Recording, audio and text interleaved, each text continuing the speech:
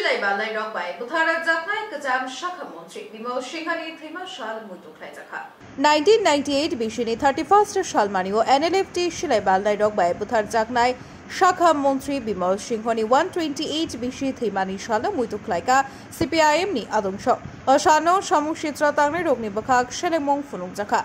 Tangshani Funkajang Jora Thuja Kajam Shaka Montri Bimo Shingoni Mountliwo Kumbogui Bini Katang Tongjarani Shala Mutu Klaika Tai. Borom Rikha Cabinet Bodoni Neta Jitendra Chaudhuri Logio Comuniadong Shombo Tongbaikha. आज 31 मार्च আজকের এই দিনে 1998 ইংরেজিতে কমলপুরে এই ধলাই নদীর পারে আভাঙ্গাতে আমাদের রাজ্যের চতুর্থ বামফ্রন্ট মন্ত্রিসভার যে সদস্য এবং পার্টির নেতা কমরেড বিমল সিংহ এবং তার ভাই বিক্রম বিদ্যুৎ সিংহ তারা সন্ত্রাসবাদী এনএলএফটির হাতে খুন হন। এই 31 মার্চ 1998 এটা যে চতুর্থবার বামফ্রন্ট মন্ত্রিসভা তৈরি হবার পর এক মাসও অতিক্রান্ত হয়নি। সেই নির্বাচনে বিপুল ভোটে বামপন্থী ফ্রন্ট এবং কমরেড বিমল সিনহা বিশাল মার্জিন নিয়ে কমলপুর কেন্দ্র থেকে জয়লাভ করে তিনি মন্ত্রী হয়েছিলেন। এনএলএফটি তারা কারা? যারা সেই নির্বাচনে বামফ্রন্টকে হারানোর জন্য ওয়ার টাইম থেকেছিল।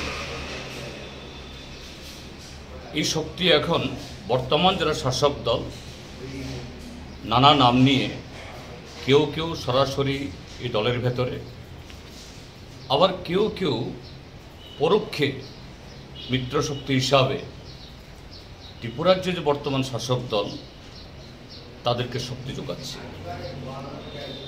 তারা যখন গণতান্ত্রিকভাবে বামপন্থীদের হারাতে পারে না, তখন কোথাও সন্ত্রাসী কার্যকলাপ, কোথাও সাম্প্রদায়িক জিগি, তার সাথে আরও নানাভাবে যে গণতন্ত্রকে জবাই করার জন্য তারা আমাদের রাজ্যসহ সারা ভারতবর্ষে আমরা তাদের যে বর্তমান যে চেহারা আমরা দেখি। তো আজকের দিনে আমরা স্মরণ করছি সেই 98 সাল থেকেই এই দিবসটিকে শুধু সন্ত্রাসবাদ বিরোধী দিবস হিসেবে না, যে গণতন্ত্র প্রসারের যে লড়াই, এই রাজ্যের ট্রাইবেল নন ট্রাইবেল সমস্ত অংশের মানুষের ঐক্য সংহতিকে আরও সুদৃঢ় করার যে লড়াই, সে লড়াইয়ে কমরেড বিমল সিনহা সহ আরও অসংখ্য এরকম প্রথম সারির নেতা জীবন দিয়েছেন।